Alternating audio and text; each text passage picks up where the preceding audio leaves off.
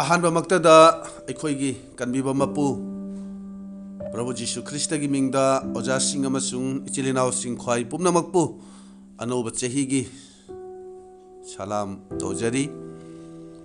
aduga anoba chehi 2022 asigi ahanba sermon oina aina thamjariba igi sermon asigi hiram adudi Ot-neirabada Jisuda Pukning Thamsi haina thamjabani aduna aina thamjariba hiram Ot-neirabada Jisuda Pukning Thamsi hariba hiram asigi wahaudok oina ahanbada aina haijaningbadi hojiki matam asida aikoina khangbagumna India amasung Prithvi gi mafam tongan bada singlupta Ot-neiraba aduga ningna sangda attack tawbagi paw asi mayam ama aikoina toina taba phangi handak tasu aikogi India sida Christmas ki thoram pangthoklingai matamda ningna sangda aikogi Antichrist oiba Jisu Krista gi yaknaba mi singna jangak tuna aikogi ayetpa apanba piba Ot-neiraba mayam ama aikoina uri aikoina tari asigumba paw taba matam asida thajaba singna makhal gi respond pirakpa se aikoina uri maduda aranba mawongda haibadi Jisuna pamdaba mawongda social media da irakpasu mayam ama aikoina uri tari yamna sauraga laman khumningbagi mawongda irakpasu aikoina uri tasengbadi aikoina thengnariba Ot-neiraba se khangba ngambagi wangmadani masi aina haidrabasu mayamna khangnaribani aduna Ot-neiraba si uba matamda aikoina thengnaba matamda mi kharadi makhoida laman khumningba sirap tawningba phawba yauribani kanagumba kharanadi sarkar amasung angam athausingu maral siduna sawningba phongdokka mayam ama yauribani aduna aikoina bible asida ariba walepnabada ishorgi achumba se phongdokpagi damak aduga anoba walepnabada su Jisugi achumbada chatpagi damak Ot-neiraba khangba mayam ama aikoina Bible asida aikoina uri aikoina thengnari hojiki matam asida su aikoi thajaba singna madu sing adu chap manaba mongda thengnaribani mayoknaribani haibase masi aikoi ningsingminasi aduna masi yamna anoba wafam ama natte maramasina masigi matangda kanada su maral sibagi kanaba leite laman khumbase ishorna yade sauraga su aikoi kanaba leite aduna awa ana Ot-neiraba khangba matam asida Jisugumna aikoi su oiba tai masisu thaugalgi saruk amani haina aikoi lofam thoi aikoina khangi khwaidagi hena Ot-neirabasidi aikoigi Prabhu aikoigi mapuibunga oriba Jisudani aduna athemba Ot-neiraba thengnabagi matang asidadi Jisudagi hena nangkhibase kanasu leite mahakna khangbagumna kananasu mangondagi hena khangba mise leiraroi haibase aina chilinau singda aina haijaningbani maram asina aikoina Ot-neiraba khangba matam asida Jisugumna paukhum piba ngamnanaba mahakna tawbagumna aikoina su tawnanaba thaurang tawba tai aduna masigi matang asida Bible dai aikoi yengminasi Ibriya pandup tarani thoigi ahumda asumna hairi nakhoi nasamak thawaida chokthadana amasung pukning hanthadana ibungo mahakna matau karamna mahakpu tukatjaba papchenba singi mafamdagi awaba kaya khangkhiba adu khanduna yengo tamina khraba waisi ishorne khoi mayamgi mathakta bor pidabiba oisanu amen masida aikoina ubase Jisuna papchenba singdagi awaba khangkhibase karigino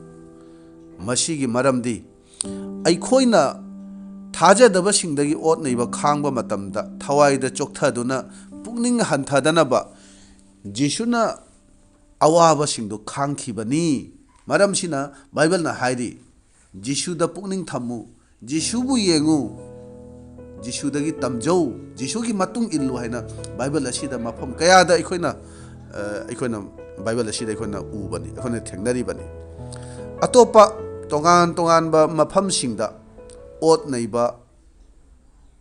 awaba thokliba sumna ꯑꯩꯈꯣꯏ ꯏꯁꯥꯗꯁꯨ ꯊꯣꯛꯄ ꯌꯥꯕꯅꯤ ꯑꯗꯨꯅ ꯀꯅꯥꯒꯨꯝꯕ ꯑꯃꯠꯇꯗ ꯌꯦꯡꯕ ꯅꯠꯇꯅ ꯖꯤꯁꯨ ꯈꯛꯇꯗ ꯑꯩꯈꯣꯏꯒꯤ ꯄꯨꯛꯅꯤꯡ ꯑꯁꯦ ꯊꯝꯁꯤ ꯍꯥꯏꯕꯁꯦ ꯑꯩꯅ ꯑꯩꯈꯣꯏꯒꯤ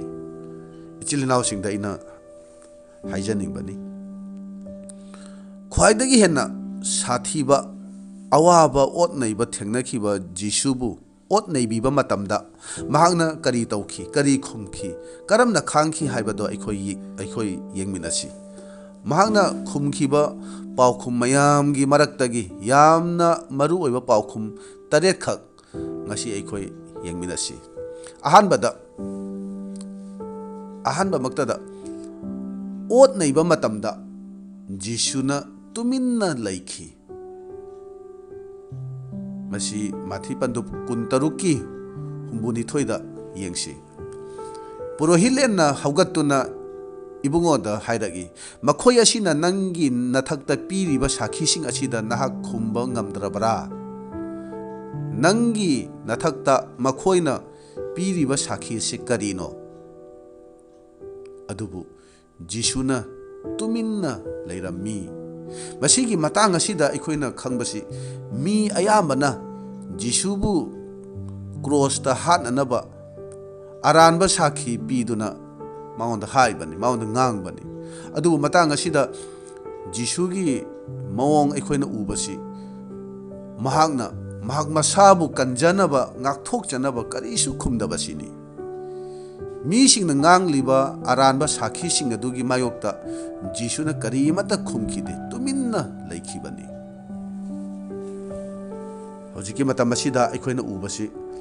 अवाबा खांगलिबा ओतनैबा खांगलिबा मीदुनदि करिसु खुमदे करिसु हाइदे तुमिन्ना लै अदुबु नुंगाइना युमदा लैरिबा ओतनैबा नंगदबा मीसिंगनदि हाइफम थोक्तबा वा मयाम अमा सोशल मीडिया दा ngangbा चैबा सावबना चिंबा मदु फोंदोकबदो अखोयना उबा फंगबनी असिगुमा मतम असिदा अखोयना उतकदबा रेस्पोंड अदुदि जिसुगुमना तुमिन्ना लैबसिनी वाफम खुदिंगमक्ता खुंबसे दरकार ओइदे हाइबसे अइना हाइजनिंगबनी खुमददुना तुमिन्ना लैबसिना हेन्ना मीसिंगदा करिगुंबा मतमददि थबक तौबा हेलि हाइबसे अखोय खंगमिनसी अखोयगी मायोक्ता लैरिबा मीसिंगना खंगी मदुदि अखोयगी मायोक्ता मयाम अमा तौबा ngami हाइबसे थाजबा सिंगनसु हाइदि थाजदबा सिंगनसु मखोयना खंगबनी क्रिस्टियन मयाम असिना पुल्ले हारगा पुनसिले हारगा मखोयगी मायोक्ता थबक मयाम अमा तौबा ngami हाइबसे मखोयना खंगी मखोयसु मी मयाम अमा लैरिबनी हाइबसे थाजदबा सिंग असिना खंगी हाइबा अदुम ओइना मकपु अखोयना तुमिन्ना लैबसिदा अखोय जिसु ख्रिस्टगी महुत सिंदुना जिसुबु फोंदोकलिबनी मरमदि बाइबलना हाइरि बलि तौरगदबा याव मचा अमगुमना महाक करिसु nganगदना माबु हाटकदबा मीदुगी ममांगदा तुमिन्ना लेप्तुना लैखि हैना बाइबलदा हाइरि अदुनदि सिंगलुप्ति करिनो अखोय जिसुगी मतौ तमलिबा मागी मतुंग इल्लिबनी अदुना अखोयना अहानबदा तौगदबसे ओत नैबा थेंगनबसिदा तुमिन्ना लैबसिनी जिसुबु ओत नैबा मतमदा तुमिन्ना लैखि अदुबु महांगना वाही खजिकता ngankhibasingdo यामना अर्थ लैबा मतिक लैबा वाही ngakta ngankhibani मरमसिना अखोयना ओत नैबा खांगबदा तुमिन्ना लैबसे अचौबा खुलाय अमनि हाइबसे अखोय निंगसिंगमिनसी अनिसुबददि ओत नैबा खांगबदा जिसुना अखोयदा तंबीबा सिदि अचुंबदु अखोयना याजबसिनी अचुंबदुबु अखोयना याजबसिनी करिगुंबा मतमददि सिंगलुपना अचुंबसे खंगदबा यावरी अचुंबदु खंगदबा मयाम अमा अखोय सिंगलुप असिदा यावरीबनी अदुना जोहान पंदु 15 कुंदा असुमना हाइरि मिनाइना मपुदगी हेना चावदे मिनाइना मपुदगी हेना चावदे हाइना इना नखोयदा हाइखिबा वादो निंगसिंगु मखोयना अइबु ओत नैबगुमना नखोयबुसु ओत नैगनी मखोयना अइगी वा ngakलबदि nakhoi gi wasu ngakani masida minai haibase singlupni madu nang aisini makhoina aibu ot-neirabadi nakhoibusu ot-neigani hairi masi achumbani thajaba khudingbu ot-neigani haibase masi aikhoi khangminasi aduna Timothida Paulna 2 Timothy 3 gi 12 ta Jisuda Ishor ningna paningbasingna ot-neiba khangani haina haibani dharma chenbagi punsida hingliba mi khudingmakna ot-neiba khangani haibani matang asida Jisuna haibasi singlupna aikhoi khangba phai Jisubu ot-neikibanina magi matung illibasingsu soidana ot-neigani hairiba achumba wafam ase aikhoi sengna khangminasi ngasi natrabasu nongmadi chahi 5-10 gi matung oirabasu nongmadi aikhoi ot-neiba thengnagani hoi ot-neibagi makhaldi manadabasu yai adubu Jisugi damak awaba mayuknabase mase soidrabani masi achumbani aduga Jisuna aikhoida tambiba respond ado masini aikhoida ot-neibase anoba thaudok ama natte masida aikhoi ngakningai natraga kiningai leite masi Jisugi matung inbagi mahi ni haibado masi aikhoi khangba phai thaugalgi saruk amani masi aikhoi nangpham thokpani ahum subadadi ot-neiba khangba matamda Jisuna magi matik magun sijinadabasini Jisuda leiba matik magun ado aikhoina sengna khangni aikhoina di mina aikhoida lan khiba soi khiba matamda aikhoina tauba ngamba matik magun pumba akhakpa leitana aikhoina di matam aduda aikhoise phongdokpani adubu Jisuna di mabu ot-neiba matamda magi leijaba matik ado maunda leiriba matik magun ado karimata mana phongdokhide aduna mathi panduk kuntaruk pada yangkhai hundoi amasung yangkhai mari asida aikhoi yengsi sargadut lising humbutrani thoidagi hena yamba inakta thabiraknaba aina ipada haijaba ngamloi haina nahakna ningbra adugumna taurabadi shastrana asumna thoklaba tai haikhiba wado karamna thungba yagadage aikhoina khangi masigi wafam ase Jisubu phaduna ot-neiba lakliba mising adugi marakta amabu magi sebok amana mana soidatkhiba matang aduda Jisuna haikhiba wafamni shastragi wafam ado thunghannabagi damakta Jisuna magi matik ado sijinakhide maram asina ot-neirakpa matamda aikhoina tauba ngambadusu aikhoina taudabase Jisu Kristagi tambiba aduni haibase mase aikhoi khangminasi ot-neibase aikhoina thengnaragadaba thaudokni masidagi aikhoibu karimatana kanbiba ngamloi taibangpan asida pumnamak hongkhiba yai adubu Jisuna haibase sarga amasung prithibi mangkhiba yai adubu aigi wahidi mangba leiroi haina haibani Jisunadi mahaki matik ado mabu ot-neirabada mahakna sijinakhide ngasi aikhoida thoidokpa matik magun yaudrabasu makhalgi wakhal khanduna tabada nungaitaba wafam kaya aikhoina tari adubu aina haijaningbadi aikhoida ot-neiba matamda hotnaba kaya hotnarasu masigi ot-neibasidi masidagi thaidokpa natraga masidagi nanthokpa aikhoi ngamloi Ishorgi wahyase aikhoina onthokpa ngamloi aikhoigi Bible asida pakhon chatpasingi thabakti yengbiu Stephan bu hatpa matam aduda mahangna sidringeida mahangna sarga hangdokpa aduga Jisubu aduga sargadut pumnamak ase mahangna mahakki mamitmangna mahakna ukhibani adubu mahakna mabu haliba sing adubu manghananaba ishorda haijabagi mahutta makhoigi maral ado kokpinanaba mahakna haijakhibani madu mahakna jisudagi mahakna tamjakhibani aikhoisu asumna tauba ngamnanaba jisudagi aikhoi tamba tabani hairiba wafam ase araibadi natte adubu thawai asengbana loinabiba magi pangbiba oiragadi pumnamak ase irai laina oithokpa yabani haibase masi aikhoi khangminasi aduna aikhoi ot neiba matam asida yamna haisingna aikhoi paukhum piba tai chumdaba jisuna pamdaba mawongda reaction tawdanaba aikhoi cheksinsi ईश्वर की वाही बु खंगदब मवंगदा असावबना मांगोय नरगा इखोइना खुमदनब इखोइ चेक्सिनसी कनागुंबा अमत्तबु येंगदना नुंगसी हैबा जिसु खक्तबु ओत नैबा मतम असिदा इखोइना येंगनब इखोइ होनसी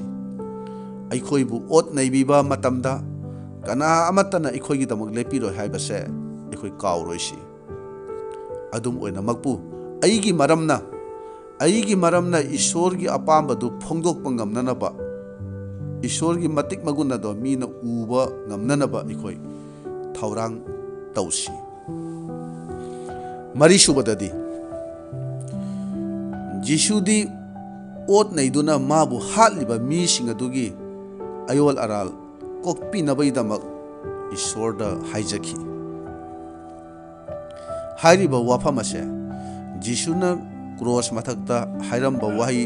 तरेत की मनुंगदा ख्वाइदगी मरु ओइबा वाफमनी मसीगी वाफम असे सिंगलुप्ता चही खुदिंगी good Friday की मतमदा कयारक ताखरबा कयारक संदोखरबा वाहीनी मदु look पंदुप कुन हुंदोइगी कुन मरीदा जिसुना हाइरमी इपा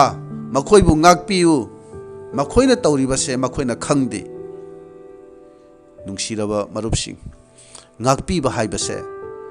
ओत नैबसिंगी मथक्ता अकनबा मतिक लेरबा खुलाई थाबा गुंबनी ngakpiba matamdadi खुलाई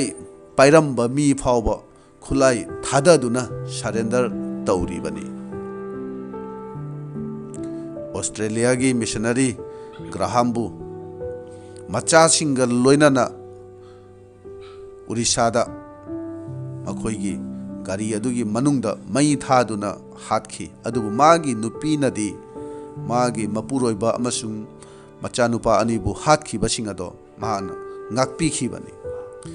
मसी अखोगी दमक मसी तमजनिंगाइनी मसीबु ngambasidi ईश्वर की वाहीना अमसुंग थवाई असेंगबना पांगबीबगी खुदमनी थवाई असेंगबा अमसुंग वाहीगी मपान नत्तना कनानसु कनागुंबा अमत्तबु ngakpiba ngamloi ओत नैबसिंगबु लमन खुंबसे मी पुमनमकना पांबनी लमन खुमलबा मतुंगदा हौजिकते आई पेले इंथबा फंगले हाइना अखोई हाइनाबनी लैखिद्रबा आइगी नुंगसिबदु नत्रगा आइगी नुंगसिबिदो मागी थवाइना शांति फंगलमलगनी हाइना हाइनाबनी अदुबु आइना हाइजनिंगबदी शीख्रबा मी अदुगी थवाइना शांति फंगबा नत्रगा फंगदबा अदुदी खंगद्रे अदुबु लमन खुमलुबा नहाकी थवाई अदुदी यामना अवाबा अमदा तारगनी मरमदी नहाकना लमन खुमलुबदुना ईश्वरगी मायोक्ता पाप लंगसिनबगी थबक अदो तौखरबनी अखोई कनादगिसु तमगदबा नत्ते जिसु नत्तना मपुंग फाबा कनासु ताइबंगपानदा अमसुंग बाइबल असिदसु अखोइना उबा फंगलोय मरमदुना जिसुना हाइबनी अइगी इतुंग इल्लो अइंगोंदगी तमजौ हाइना बाइबल असिदा हाइरी मदुम माथि पंदुप 13 कुनमापनदा सुना हाइरी अइगी इतुंग इल्लो अइंगोंदगी तमजौ हाइना हाइबनी अइखोइ जिसुगी मतुंग इल्लिबनी हाइबसे मसे अइखोइ काउरोइसी Manga subadadi Ot-neirabada Jisuna taukhibasidi karino harigadi mahakpu kaubibase mahakna kaude. Johan Pandub Taranipangi Taramathoida Jisuna Peter Dahai Thangdu Makumda Hapchillo Ipana Aingonda Piraba Tengot Ado Aina Thakloidra Masida Jisuna Haibasi Mahangna Taibangpa Nasida Lagbase Awabagi Tengot Ase Thakbasini Maramasi Damak Aibu Ipana Tharakpani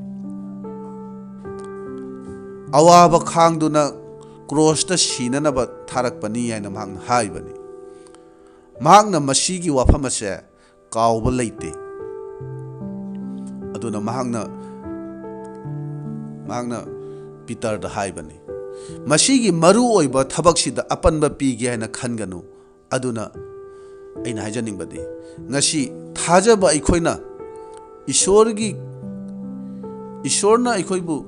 Kaubibase Ikoina Kanglibara Mahangna Ikoibu Kaubibase Taibang Panbagi oina bor Pangnanaba Chakot Nanaba Awa Ana Kok Nanaba Madu Kaktagi Damakta Ikoibu Mahangna Kaubadi Natti Aina Christian oibagi Aibu Kautopi bagi Maram Amamam Loina Lady Bani Aduna Philipia Pandub Amagi Kunma Panda Maram di Krista da Taja Nabata Natana Ibungogi Maramda Awa Khang Nabasu Asi Ibungogi Damakta Nakhoida Taujan Bire Mashini Aikoibu Kautopi Base Jisugi Damak Awaba Khang Nabani Mashisu Taujalni Yana Bible Asina Haibani Awaba Khangba Asisu Isurgi Taujalni Yana Matangasida Koina Uba Pangbani Jisuna di Awaba Gitengot Ase Taknabi Damak Magna Lakbani Haibase Magna Kaubal Late Nasi Aikoigi Irakta Jisugi Mingda Ikaiba Nangba Awaba Khangba Matamda Jisubu Tadok Lamduna Mioi Kaya Kaya Jisudagi Laptokare Taugaloi Ama Oina Taugalgi Artha Khangdaba Jisubusu Sengna Khangdaba Adum Haina Taugal Tauramba Mioi Kaya Kaya Jisugi Damak Awa Ana Khangba Pamdabagi Maramna Taugal Magna Tauriba Ishorgi Taugal Adubu Tadok Lamba Mayam Aman Ikogi Irakta Lady Bani Makoyado Tashengbadi Ishorgi khonjelda Yadaba Ishorgi khonjelda Asibu Makoyna Pamdaba Adugumba Makalgi Taugaloi Singni Adubu Nasi Paubada Jisubu Amasu Magi Taugal Asibu Tadok Lamba Kana Amata Harauba Ingtaba Punsi Pangdri Masi Aikoi Pumna Magna Khangi Bani Aduna Aikoibu Kautopi Bagi Maramase Sengna Khangba Aduga Kaudana Baikoi Honasi Efisa Pandub Marigi Amadadi Asumna Hairi Maramaduna Prabhugi Damak Padok Oriba Eina Nakhoibu Haijari Haibadi Nakhoibu Kaubiba Makau Adugi Matik Chana Chatpiu Haina Padok Oriba Polna Shinglupta Haibase Mase Ekoi Ningsing Minasi Taruk Subada Ot-neirabada Matamda Jisuna Taubasidi Mahakna Judgment Pamkhide Achumba Sakpado Mahakna Pamkhide Johan Pandub Taranipangi Kunthra Tarukta Yengsi Jisuna Khumle Aigi Laibak Taibangpanba Asigi Nate Aigi Laibak Taibangpanba Asigi Oiramlabadi Aibu Jihudi Singda Pithok Tanaba Aigi Inai Singna Lan Soknaram Gadabani Adubu Haujikti Aigi Laibak Mafam Asigi Nate Nasi Aikoina Nainariba Wafam Pumbase Jisu Kristagi Machin Magna Haikiba Wafam Ngaktani Haibase Masi Aikoi Ningsing Minasi matang asidasu ꯑꯩꯈꯣꯏꯅ ꯎꯕꯁꯦ ꯖꯤꯁꯨꯅ just ꯄꯥꯝꯈꯤꯗꯦ ꯖꯤꯁꯨꯅ ꯃꯁꯥꯅ ꯑꯆꯨꯝꯕ ꯑꯣꯏꯅꯅꯕ ꯃꯁꯥ ꯍꯤꯡꯅꯅꯕ ꯀꯔꯤꯁꯨ ꯇꯧꯕꯁꯦ ꯑꯩꯈꯣꯏꯅ ꯎꯕ ꯐꯪꯗꯦ ꯇꯨꯃꯤꯟꯅ ꯂꯩꯕ ꯃꯑꯣꯡ ꯑꯁꯤꯗ ꯑꯩꯈꯣꯏꯅ ꯎꯕ ꯐꯪꯕꯅꯤ ꯇꯨꯃꯤꯟꯅ ꯂꯩꯕꯅꯤ ꯃꯍꯥꯛ ꯑꯁꯤ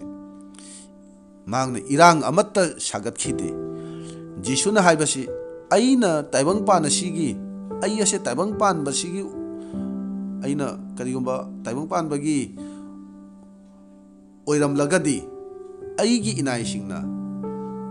ꯂꯥꯟ ꯁꯣꯛꯅꯔꯝꯒꯗꯕꯅꯤ ꯍꯥꯏꯅ ꯍꯥꯏꯕꯅꯤ ꯑꯩꯈꯣꯏ ꯑꯔꯥꯟꯕ ꯂꯝꯕꯤꯗ ꯆꯠꯂꯕ꯭ꯔꯥ ꯍꯥꯏꯕꯅ ꯑꯩꯈꯣই ꯈꯟꯊꯁꯤ ꯃꯔꯝꯗꯤ ꯑꯇꯣꯞꯄꯁꯤꯡꯅ ꯇꯧꯕꯒꯨꯝꯅ ngasi ꯈ꯭ꯔꯤꯁꯇꯥꯟꯁꯤꯡꯅꯁꯨ ꯑꯣꯠ ꯅꯩꯕ ꯊꯦꯡꯅꯕ ꯃꯇꯝꯗ ꯑꯩꯈꯣꯏ ꯄ꯭ꯔꯣꯇꯦꯁ ꯇꯧꯕ ꯑꯗꯨꯒ ꯙꯔꯅꯥ ꯐꯝꯕ ꯃꯌꯥꯝ ꯑꯃ ꯑꯩꯈꯣꯏꯅ ꯎꯔꯤ ꯑꯩꯈꯣꯏ ꯇꯥꯏꯕꯪꯄꯥꯟꯕ ꯑꯁꯤꯒꯤꯗꯃꯛ ꯍꯤꯡꯂꯤꯕꯔꯥ ꯑꯩꯈꯣꯏꯗꯤ ꯃꯐꯝ ꯑꯁꯤꯗ ꯂꯝꯂꯥꯟꯕꯅꯤ ꯍꯥꯏꯅ ꯖꯤꯁꯨꯅ ꯍꯥꯏꯕꯅꯤ ꯑꯩꯈꯣꯏꯒꯤ ꯑꯁꯦꯡꯕ ꯂꯝꯗꯤ ꯁꯔꯒꯅꯤ ꯍꯥꯏꯕꯁꯦ ꯃꯇꯝ ꯄꯨꯝꯕꯗ ꯑꯩꯈꯣꯏ ꯅꯤꯡꯁꯤꯡꯃꯤꯟꯅꯁꯤ ꯖꯤꯁꯨꯕꯨ ꯑꯣꯠ ꯅꯩꯕ ꯃꯇꯝꯗꯗꯤ ꯃꯍꯥꯛꯅꯗꯤ ꯖꯁ ꯇꯧꯕꯗꯣ ꯃꯍꯥꯛꯅ ꯄꯥꯝꯈꯤꯗꯦ ꯃꯍꯥꯛꯅ ꯃꯔꯥꯜ ꯂꯩꯕ ꯃꯤ ꯅꯠꯇꯦ ꯍꯥꯏꯗꯨꯅ ꯑꯆꯨꯝꯕ ꯑꯣꯏꯅꯅꯕ ꯃꯍꯥꯛꯅ ꯍꯣꯠꯅꯈꯤꯗꯦ ꯑꯗꯨꯅ ꯑꯆꯨꯝꯕ ꯕꯤꯆꯥꯔ ꯇꯧꯕꯤꯌꯨ ꯍꯥꯏꯗꯨꯅ ꯑꯩꯈꯣꯏꯅ ꯀꯔꯤꯒꯨꯝꯕ ꯃꯈꯜ ꯑꯃꯠꯇꯒꯤ ꯄ꯭ꯔꯣꯇꯦꯁ ꯇꯧꯗꯨꯅ ꯏꯔꯥꯡ ꯊꯣꯛꯍꯟꯕꯁꯦ ꯑꯩꯈꯣই ꯇꯧꯐꯝ ꯊꯣꯛꯇꯕꯅꯤ ꯍꯥꯏꯕꯁꯦ ꯑꯩꯅꯗꯤ ꯍꯥꯏꯖꯅꯤꯡꯕꯅꯤ ꯕꯥꯏꯕꯜꯅ ꯍꯥꯏꯔꯤ ꯑꯩꯍꯥꯛ ꯇꯥꯏꯕꯪꯄꯥꯟꯕ ꯑꯁꯤꯒꯤ ꯅꯠꯇꯕꯒꯨꯝꯅ ꯅꯈꯣꯏꯁꯨ ꯇꯥꯏꯕꯪꯄꯥꯟꯕꯁꯤꯒꯤ ꯅꯠꯇꯦ ꯅꯈꯣꯏꯅ ꯇꯥꯏꯕꯪꯄꯥꯟꯕꯒꯤ ꯑꯣꯏꯔꯝꯂꯕꯗꯤ ꯇꯥꯏꯕꯪꯄꯥꯟꯕꯅ ꯅꯈꯣꯏꯕꯨ ꯅꯨꯡꯁꯤꯔꯝꯒꯗꯕꯅꯤ ꯑꯩꯈꯣꯏꯅ ꯇꯧꯒꯗꯕꯗꯤ ꯅꯨꯡꯁꯤꯕ ꯎꯠꯄꯁꯤꯅꯤ ꯃꯤꯁꯤꯡꯗ ꯃꯤ ꯄꯨꯝꯅꯃꯛꯇ ꯅꯨꯡꯁꯤꯕ ꯎꯠꯄꯁꯤꯅꯤ ꯃꯁꯤꯒꯤꯗꯃꯛ ꯊꯋꯥꯏ ꯃꯥꯡꯂꯕꯁꯨ ꯃꯗꯨꯗ ꯀꯔꯤꯁꯨ ꯑꯩꯈꯣꯏ ꯇꯧꯅꯤꯡꯉꯥꯏ ꯂꯩꯇꯦ ꯇꯥꯏꯕꯪꯄꯥꯟꯁꯤꯗ ꯑꯩꯈꯣꯏꯅ ꯋꯥꯀꯠꯂꯨꯕꯒꯤ ꯋꯥꯌꯦꯟꯕꯤꯅꯕꯒꯤ ꯑꯩꯈꯣꯏꯅ ꯍꯥꯏꯖꯔꯨꯕꯒꯤ ꯀꯥꯟꯅꯕ ꯂꯩꯔꯣꯏ ꯑꯩꯈꯣꯏꯕు ꯋꯥꯌꯦꯟꯕꯤꯒꯗꯕ ꯑꯩꯈꯣꯏꯕु ꯆꯨꯝꯍꯟꯕꯤꯒꯗꯕ ꯃꯗꯨꯗꯤ ꯏꯁꯣꯔ ꯈꯛꯇꯅꯅꯤ ꯖꯤꯁꯨꯅꯁꯨ ꯇꯥꯏꯕꯪꯄꯥꯟꯕꯒꯤ ꯄꯥꯞ ꯆꯦꯟꯕ ꯄꯥꯄꯤ ꯋꯥꯌꯦꯟꯕꯁꯤꯡꯗ ꯀꯔꯤꯁꯨ ꯃꯍꯥꯛꯅ ꯁꯤꯟꯅꯈꯤꯗꯦ ꯑꯁꯨꯝꯅ ꯑꯣꯠꯅꯩꯕ ꯃꯇꯝ ꯑꯁꯤꯗ ꯖꯤꯁꯨꯒꯤ ꯔꯦꯁꯄꯣꯟꯁ ꯑꯁꯦ ꯑꯩꯈꯣꯏꯅ ꯕꯥꯏꯕꯜ ꯑꯁꯤꯗ ꯎꯕ ꯐꯪꯕꯅꯤ ꯇꯔꯦꯠ ꯁꯨꯕꯗ ꯑꯔꯣꯏꯕꯗꯗꯤ ꯑꯣꯠꯅꯩꯕ ꯃꯇꯝꯗꯁꯨ ꯖꯤꯁꯨꯅ ꯁꯥꯈꯤ ꯄꯤꯊꯣꯛꯈꯤ ꯃꯁꯤ ꯌꯥꯝꯅ ꯂꯨꯕ ꯋꯥꯐꯝꯅꯤ ꯃꯤ ꯑꯌꯥꯝꯕ ꯑꯣꯠꯅꯩꯕ ꯊꯦꯡꯅꯕ ꯃꯇꯝꯗ ꯑꯐ ꯐꯠꯇ ꯈꯪꯗꯕ ꯃꯈꯩ ꯇꯧꯐꯝ ꯊꯣꯛꯇꯕ ꯃꯈꯣꯏꯅ ꯇꯧꯕꯅꯤ ꯍꯥꯏꯐꯝ ꯊꯣꯛꯇꯕꯗꯣ ꯃꯈꯣꯏꯅ ꯍꯥꯏꯕꯅꯤ ꯑꯗꯨꯕꯨ ꯖꯤꯁꯨ ꯈ꯭ꯔꯤꯁꯇꯗꯤ ꯑꯗꯨꯒꯨꯝꯅ ꯇꯧꯈꯤꯗꯦ ꯑꯩꯈꯣꯏꯅ ꯏꯀꯥꯏꯕ ꯑꯋꯥꯕ ꯑꯣꯠꯅꯩꯕ ꯅꯪꯕ ꯃꯇꯝꯗ ꯀꯅꯥꯒꯨꯝꯕ ꯑꯃꯒꯤꯗꯃꯛ ꯇꯝꯖꯅꯤꯡꯉꯥꯏ ꯑꯣꯏꯒꯗꯕꯅꯤ ꯏꯁꯣꯔꯒꯤ ꯁꯥꯈꯤ ꯑꯗꯣ ꯑꯩꯈꯣꯏ ꯑꯣꯏꯒꯗꯕꯅꯤ ꯂꯨꯛ ꯄꯟꯗꯨꯞ ꯀꯨꯟꯍꯨꯝꯗꯣꯏꯒꯤ ꯃꯔꯤꯗ ꯂꯨꯛ ꯄꯟꯗꯨꯞ ꯀꯨꯟꯍꯨꯝꯗꯣꯏꯒꯤ ꯅꯤꯐꯨ ꯇꯔꯦꯠꯇ ꯑꯩꯈꯣꯏ ꯌꯦꯡꯃꯤꯟꯅꯁꯤ ꯂꯥꯟꯃꯤ ꯆꯥꯝꯃꯒꯤ ꯃꯄꯨ ꯑꯗꯨꯅ ꯊꯣꯛꯈꯤꯕꯗꯨ ꯎꯔꯕꯗ ꯏꯁꯣꯔꯕꯨ ꯊꯥꯒꯠꯇꯨꯅ ꯍꯥꯏ ꯁꯣꯏꯗꯅ ꯃꯤ ꯑꯁꯦ ꯙꯔꯃ ꯆꯦꯟꯕꯅꯤ ꯊꯥꯖꯕ ꯑꯩꯈꯣꯏꯒꯤ ꯁꯥꯈꯤ ꯑꯁꯦ ꯑꯁꯨꯝꯅ ꯑꯣꯏꯒꯗꯕꯅꯤ ꯍꯥꯏꯕꯁꯦ ꯑꯩꯅ ꯉꯁꯤ ꯅꯨꯃꯤꯠ ꯑꯁꯤꯗ ꯅꯍꯣꯅ ꯑꯃꯨꯛꯀ ꯍꯟꯅ ꯅꯤꯡꯁꯤꯡꯖꯅꯤꯡꯉꯤ ꯖꯤꯁꯨꯅ ꯁꯤꯔꯕꯁꯨ ꯃꯤꯒꯤ ꯄꯨꯛꯅꯤꯡ ꯍꯣꯡꯕ ꯌꯥꯕ ꯃꯑꯣꯡꯗ ꯎꯠꯊꯣꯛꯂꯝꯕꯁꯦ ꯑꯩꯈꯣꯏꯒꯤꯗꯃꯛ ꯃꯁꯤ ꯇꯝꯖꯅꯤꯡꯉꯥꯏꯅꯤ ꯑꯩꯈꯣꯏ ꯌꯥꯎꯅꯤ ꯑꯩꯈꯣꯏ ꯑꯁꯤ ꯌꯥꯎꯅꯤ ꯌꯥꯎꯒꯤ ꯄꯥꯟꯗꯝꯁꯦ ꯑꯩꯈꯣꯏ ꯂꯧꯕ ꯇꯥꯕꯅꯤ ꯑꯇꯣꯞꯄ ꯀꯔꯤꯒꯨꯝꯕ ꯑꯃꯠꯇꯒꯤ ꯃꯇꯧ ꯇꯝꯕꯒꯤ ꯑꯩꯈꯣꯏ ꯗꯔꯀꯥꯔ ꯑꯣꯏꯗꯦ ꯑꯗꯨꯅ ꯖꯤꯁꯨ ꯃꯁꯥꯃꯛ ꯄꯥꯞ ꯆꯦꯟꯕꯁꯤꯡꯒꯤ ꯃꯐꯝꯗꯒꯤ ꯑꯋꯥ ꯑꯅꯥ ꯀꯌా ꯑꯃ ꯃꯍꯥꯛꯅ ꯈꯥꯡꯈꯤ ꯍꯥꯏꯕꯁꯦ ꯑꯩꯈꯣꯏ ꯀꯥꯎꯔꯣꯏꯁꯤ ꯑꯁꯤꯒꯤ ꯃꯔꯝꯅ ꯑꯩꯈꯣꯏ ꯀꯩꯗꯧꯉꯩꯗꯁꯨ ꯄꯨꯛꯅꯤꯡ ꯍꯟꯊꯔꯣꯏꯁꯤ ꯑꯣꯠ ꯅꯩꯕ awa ana taba khudingda aikoi prabhuda aikoi sinasi mahaki apamba matung ina mahakna thabak soidana taubirakani aikhoina thengnariba khudingmak mahakna udaba khangdaba leite tawbatabu aikoi kaya yamna mahaki yathangbu ngaklibano mahaki yathang aikoi kyam yamna ngaklibano haibase subnatagi masi khakta mahakna tuminna yengbani aikhoibu otnairiba mising ado mahakna yengban natte adubu otnaiba khangdiba aikhoibu mahakna yengdibani aigi itung kaya yamna inba ngamba masini Jisuna yengbase maram asina otnaiba matamda aikoi khudingmakna Jisugumna oiba ngamnanaba aikoi thaurang taurasi mabu yengsi magi matau tamsi otnaiba khangliba singlup kaya India da amasung prithibigi mafam tongan tongan bada leiribani makhoi damak aikoi nungtigi haijabada aikoi ningsingsi madu nang aigi ithakdasu thungba yabani haibase masi aikoi kawroisi tongan tongan ba mafam singda otnaiba khangliba uba matamda aikoi gi pukningda ishorna yadaba Bible na yadaba mawongda nataba wakhal khanba haidabasing haidanaba amasung tawhaidabasing tawdanabagi aikoi cheksinsi madugi mahuttadi ishorda hena makhoi damak aikoi haijasi aikhoina otnaiba khangba asisu ishorgi thawgal tawribani haibase masi aikoi ningsingminasi tamina khraba wahiyase aikoi mayamgi mathakta ibungona nahonana bor pinabiba oirasanu amen